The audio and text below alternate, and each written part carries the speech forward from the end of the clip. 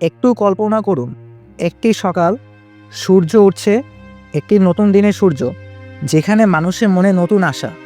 মানুষ অফিসে যাচ্ছে, বাচ্চারা স্কুলে যাচ্ছে, যেমনটা ঠিক প্রতিদিন যায়। প্রতি মুহূর্তে জীবনের চাকা ঘুরছে, সব কিছু ঠিক স্বাভাবিক। আর ঠিক সেই মুহূর্তে আকাশে একটি বীভৎস ঝলক, একটি আলোর ঝিলিক, যা চোখ ধারিয়ে দেয়। পরে ঠিক 10 সেকেন্ড পরেই সব কিছু বন্ধ হয়ে যায়, সব কিছু শেষ। জীবন, সবুজ, সভ্যতা, সব কিছু ধ্বংস। আর ঠিক এটাই হলো পারমাণবিক বোমা, যেটি মানুষের তৈরি সবচেয়ে ধ্বংসাত্মক অস্ত্র। আমাদের এই বিশাল পৃথিবীতে যেখানে বিনাশ ও সৃষ্টি একসাথে চলে, পারমাণবিক বোমা হলো মানুষের তৈরি এক চূড়ান্ত বিনাশের প্রতীক। এই ডকুমেন্টারিতে আমরা দেখব পারমাণবিক বোমা কিভাবে শুরু হলো, এর ইতিহাস, কেন এটি আজও একটি বাস্তব হুমকি, আর কিভাবে এটি একটি ছোট্ট সিদ্ধান্ত, একটি ভুল বোঝাবুঝি বা একটি প্রযুক্তিগত দুর্বলতা সব কিছু শেষ করে দিতে পারে। আমরা প্রশ্ন করব, বিভিন্ন দৃষ্টিকোণ থেকে দেখব এবং বিশ্লেষণ করব যে এই অস্ত্র আমাদের জন্য কী ধ্বংস নিয়ে আসতে পারে। আর এই পুরো ভিডিও জুড়ে আমরা দুজন থাকবো আপনাদের সাথে। তো চলুন আজকের ভিডিও শুরু করা যাক।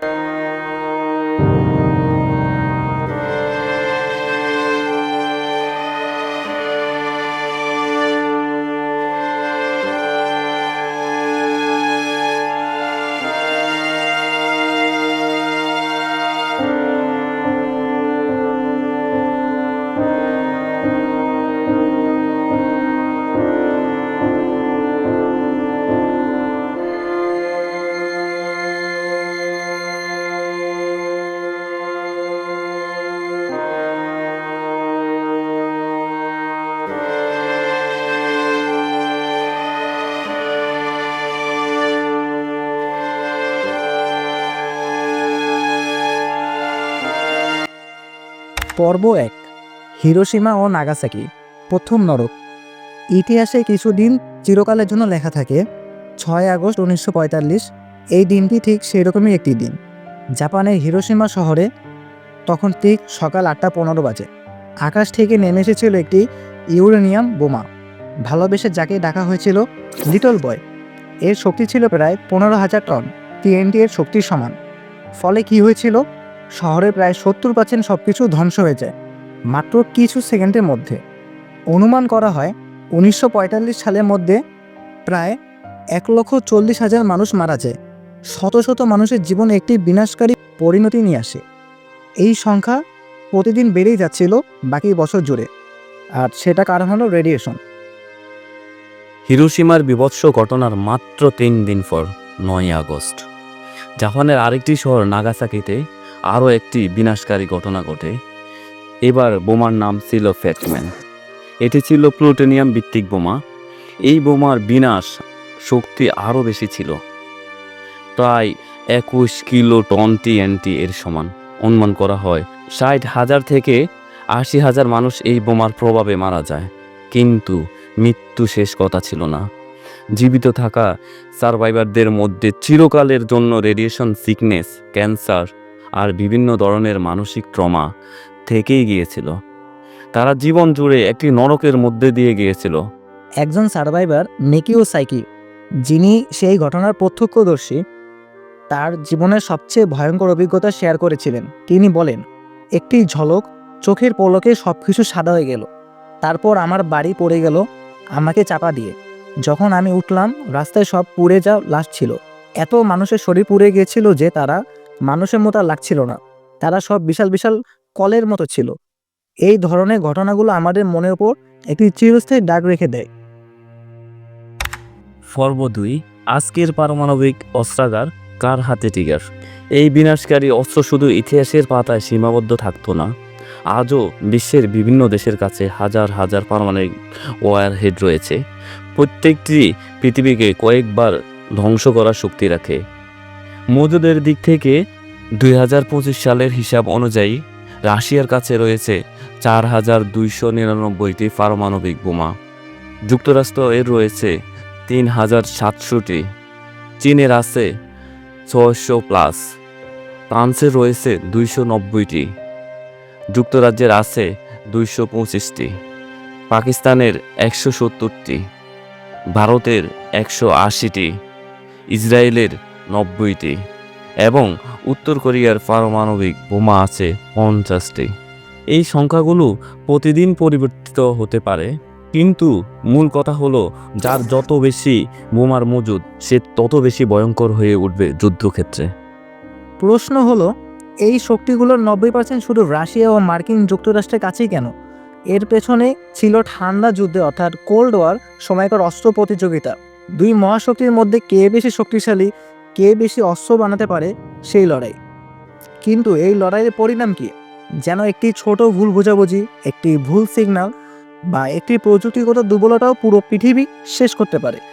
আমরা একটি খুব নাজুক সময়ের মধ্যে আছি, যেখানে একটি বোতামের চাপে সব কিছু ধ্বংস হয়ে যেতে পারে। পর্ব 3, সিমুলেশন যদি আবার ঘটে।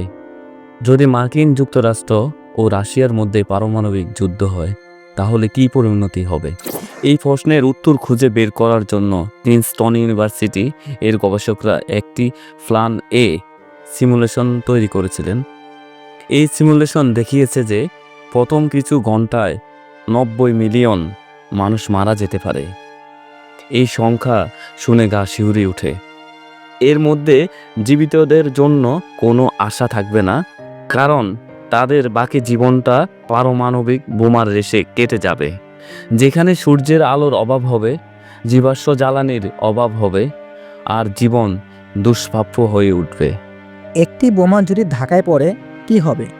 আমাদের ঢাকা শহর যদি একটি পারমাণবিক আক্রমণের শিকার হয়, তাহলে প্রায় 5 কিলোমিটারের মধ্যে সব কিছু পুড়ে যাবে।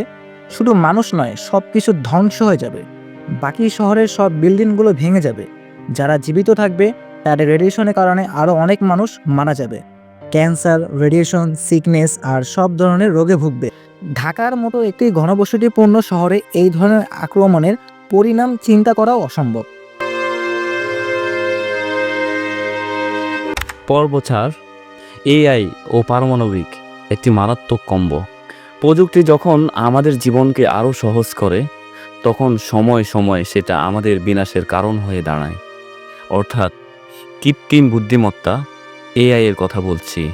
গুগলের প্রাক্তন চেয়ারম্যান এরিক স্মিথ বলেন, এআই যদি একটি দেশ অন্য দেশের চেয়ে বেশি এগিয়ে যায়, তাহলে পারমাণবিক যুদ্ধের সম্ভাবনা বেড়ে যায়। এর কারণ কি? একটি দেশ যদি ভাবে যে তার এআই অন্য দেশের চেয়ে বেশি শক্তিশালী, তাহলে তারা প্রথম আক্রমণ করার প্রেরণা পেতে পারে, কারণ তারা মনে করবে যে তারা জিতে যাবে। এআই এর উপর নির্ভর করলে একটি ছোট ত্রুটি অথবা গ্লিচ হলেও বোমা লঞ্চ হতে পারে। মানুষের নিয়ন্ত্রণ চলে যাবে এআইয়ের কাছে, যেখানে একটি সফটওয়্যার বাগ বা একটি ডেটা এন্ট্রির ভুল অথবা হ্যাকার আক্রমণ বিভৎস পরিণতি নিয়ে আসতে পারে। এটি শুধু একটি বিশাল প্রযুক্তিগত হুমকি নয়, এটি মানুষের চিন্তা শক্তি ও সিদ্ধান্ত গ্রহণের উপর একটি বিশাল চাপ। পারমাণবিক যুদ্ধের সংজ্ঞা বদলে যাবে, যেখানে মানুষের থেকে একটি এআই সিস্টেম সিদ্ধান্ত নেবে, জীবন থেকে জীবনের সময় বেছে নেবে। পর্ব 5, শান্তির পথ। কি কোনো উপায় আছে? যদি আমাদের শান্তির পথে যেতে হয়, তাহলে কি আমাদের কোনো উপায় আছে? মার্ক লিনাস এর 16 মিনিটস টু উইন্টার বইটিতে বলা হয়েছে যে একজন মার্কিন প্রেসিডেন্টের কাছে মাত্র 6 মিনিট থাকে সিদ্ধান্ত নিতে, পারমাণবিক বোমা লঞ্চ করবে না করবে না। এই 6 মিনিটে প্রেসিডেন্টের সবচেয়ে বড় চিন্তা হবে কি পরিণাম হবে, কি করে পরিণতি থেকে বেঁচে থাকা যাবে।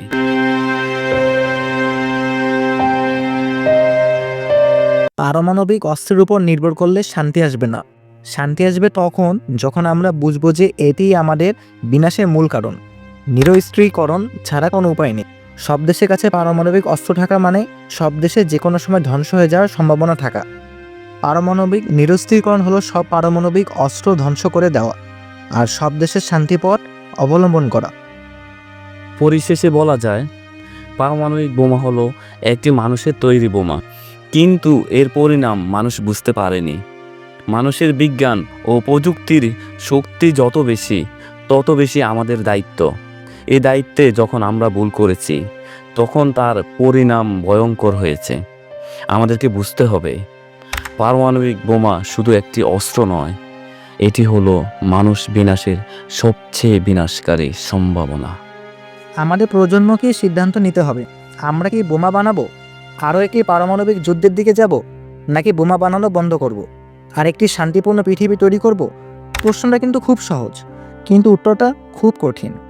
আমাদের সবাইকেই চিন্তা করতে হবে, আমাদের জীবনের মূল উদ্দেশ্য কী, শান্তি নাকি বিনাশ? আমাদের ভবিষ্যৎ আমাদের হাতে। আমাদেরকে একসাথে কাজ করতে হবে, যাতে করে আমাদের ছেলেমেয়েরা একটি শান্তির পৃথিবীতে বড় হতে পারে, যেখানে পারমাণবিক বোমা শুধু ইতিহাসের পাতায় একটি বিবর্ষ স্মৃতি হয়ে থাকবে, বর্তমানে নয়। তো ভিডিওটি সবার কীরকম লাগলো? আশা করি সবার খুব ভালো লেগেছে ভিডিওটি। যদি আপনাদের ভিডিওটি ভালো লেগে থাকে তাহলে সাবস্ক্রাইব করে আমাদের সাপোর্ট দিবেন। আর দেখা হবে পরবর্তী কোনো ভিডিওতে আবার। ততক্ষণ পর্যন্ত সবাই ভালো থাকুন, সুস্থ থাকুন। আল্লাহ হাফেজ। আল্লাহ হাফেজ।